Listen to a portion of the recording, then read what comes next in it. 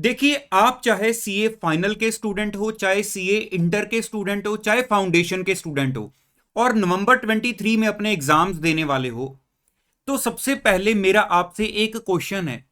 Video का क्या पूरा टॉपिक है वो आपको मेरे क्वेश्चन से भी पता चल जाएगा, मैं भी एक्सप्लेन करता हूं, लेकिन पहले मेरे आपने एक क्वेश्चन का आंसर करना है कि अगर मैं आपको बोलूं कि आपके पास 10 दिन है, मेरे क्वेश्चन को ध्यान से सुनना, कि आपके पास 10 दिन है, तो 10 दिन में अगर आपके पास 4 सब्जेक्ट्स हैं, आपके पास 10 दिन है, 10 दिन में आपके पास 4 सब्जेक्ट्स हैं, तो आपने उन चारों सब्जेक्ट्स में से सिर्फ इतना इतना काम करना है कि आप चारों सब्जेक्ट्स में 10-10 नंबर ले पाओ। क्या आप इतना कर सकते हो?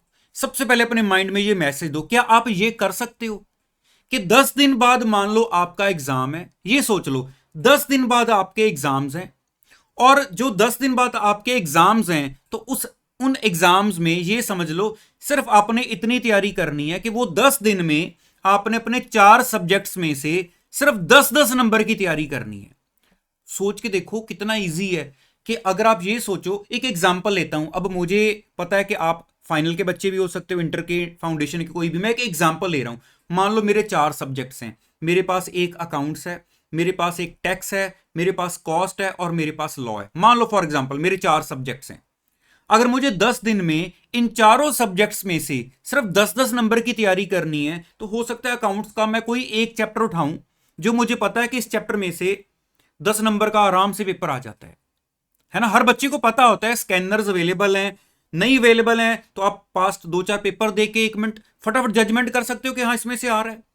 तो इसका मतलब क्या हुआ कि मान लो अकाउंट्स में से मैंने देखा कि यार एक ही चैप्टर करूंगा तो मेरे 10 नंबर आ सकते हैं, पेपर मेरा 10 दिन के बाद है।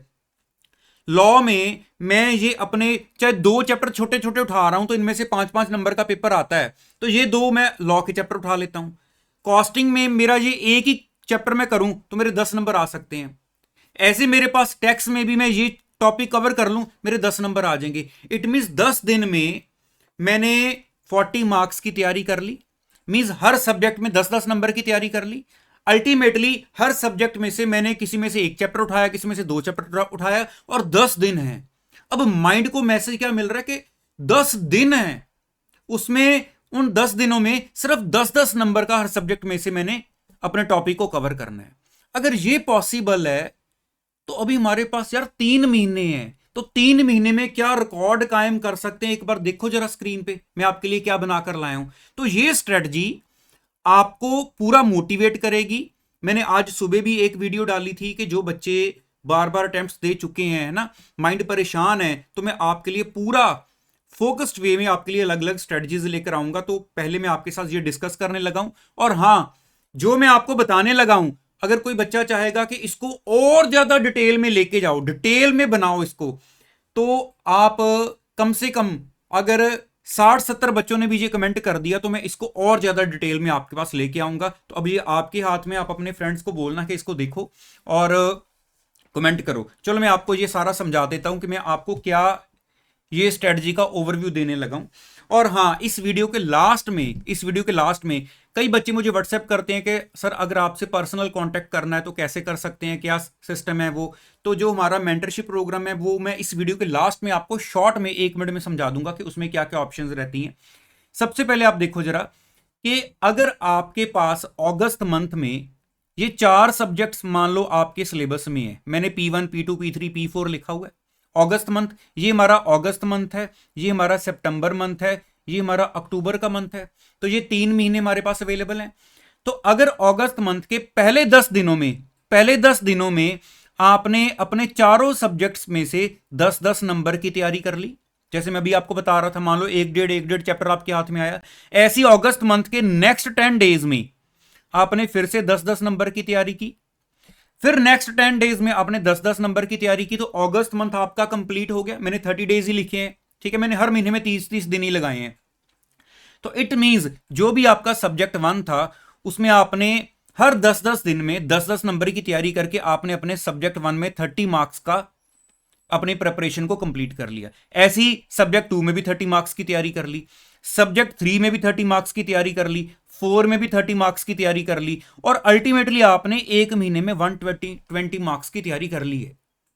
ठीक है, तो अब ऐसे सितंबर मंथ में जाओगे तो दोबारा फिर से पहले 10 दिन में वही कंसेप्ट, आप अपने 4 सब्जेक्ट्स को 10-10 नंबर का सिर्फ तैयार करो। अपने चैप्टर या टॉपिक्स उठा लो, इंपॉर्टेंस वाइज आपको पता है या जैसे भी आपको लगता है, जो अपने क्लास में सीखा, टीचर ने बताया कि ये पहले करना है, ये बाद में करना, उनको जरा मार्क्स में सोच लो कि ये 10 नंबर का इजिली इसमें से आ जाता है। तो इस हिसाब से अल्टीमेटली ये जो सारा आपका जो जैसे अगस्त मंथ में काम था ऐसे आपने सितंबर में किया तो आपकी फिर से 120 मार्क्स की तैयारी हुई। आपने अक्टूबर में भी सेम वही स्ट्रेटजी फॉलो की, आपकी फिर से 120 मार्क्स की तैयारी हुई। तो इस हिसाब से देखा जाए आपने तो 360 मार्क्स का 3 महीने में तैयार कर लिया। 400 में से 360 मार्क्स। नॉर्मली हम पहले यही सोचते हैं कि यार 200 नंबर के लिए तो पहले रेडी करें अपने आप को, पहले पास तो हूं, लेकिन ये सोचो तो सही। अब मुझे पता है बहुत सारे बच्चे बोलेंगे सर इसमें रिवीजन कब करेंगे, कैसे करेंगे, क्या सिर्फ एक एक बार ही काम होगा। मैं इसलिए कह रहा था कि बहुत ज्यादा डिटेल में जाना है इसके इन डेप्थ, तो आप अगर मुझे ज्यादा से ज्यादा कमेंट करोगे तो मैं उसको फिर और डिटेल में लेके जाऊंगा। लेकिन अभी मुझे था कि बहुत सारे बच्चों को एक माइंड में मैसेज तो जाए कि क्या हो सकता है 10-10 दिन की मिला के क्या पावर है। समझ रहे हो मेरी बात को? देखो एक एक चीज माइंड में हमेशा रख के चलो कि मंजिल चाहे जितनी मर्जी खूबसूरत हो, लेकिन अगर आपने रास्ता ही मुश्किल चुन लिया है, अब सोचो आपने जहां भी जाना है, जहां भी आपकी डेस्टिनेशन है, मान लो 100 किलोमीटर का रास्ता है और उसमें से पहले 25 किलोमीटर की रोड ही सारी खराब आ गई, सारी खराब आ गई, टूटी रोड थी, तो बहुत सारे लोग तो वहां से वापस ही आ जाएंगे कि पता नहीं आगे का रास्ता कैसे होगा। अगर थोड़े आगे जाने की कोशिश करेंगे फिर से आगे खराब आ रही है, तो इट मीन चाहे मंजिल जितनी मर्जी अच्छी हो लेकिन फिर भी आपको लगेगा कि यार मतलब बस हो गई है। तो इसका मतलब क्या होगा कि अगर आप रास्ता ठीक चूज करोगे जाने के लिए तभी मंजिल तक पहुंचोगे, है ना, तभी मंजिल पे पहुंचने पे आपको इंटरेस्ट बनेगा। तो रास्ता अगर माइंड को मैसेज ठीक देंगे तो रास्ता ठीक चूज हो गया।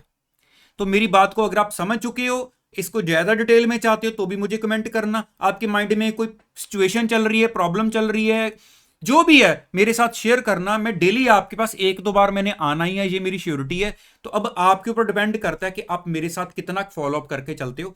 आज की वीडियो में ये इतना ही। बाकी जो बच्चे पर्सनली व्हाट्सएप पे मैसेज करते हैं कि आपके साथ कोई प्लान बनवाना है या उसका क्या सिस्टम है, तो लिंक मैंने डिस्क्रिप्शन में भी दिया हुआ है, हमारी वेबसाइट का टिकर भी चल रहा है। मैं आपको एक बार क्विकली बता भी देता हूं कि हमारी वेबसाइट पर जहां पे हमारा मेंटरशिप प्रोग्राम का पेज है उसका लिंक नीचे डिस्क्रिप्शन बॉक्स में भी मैंने दिया हुआ है।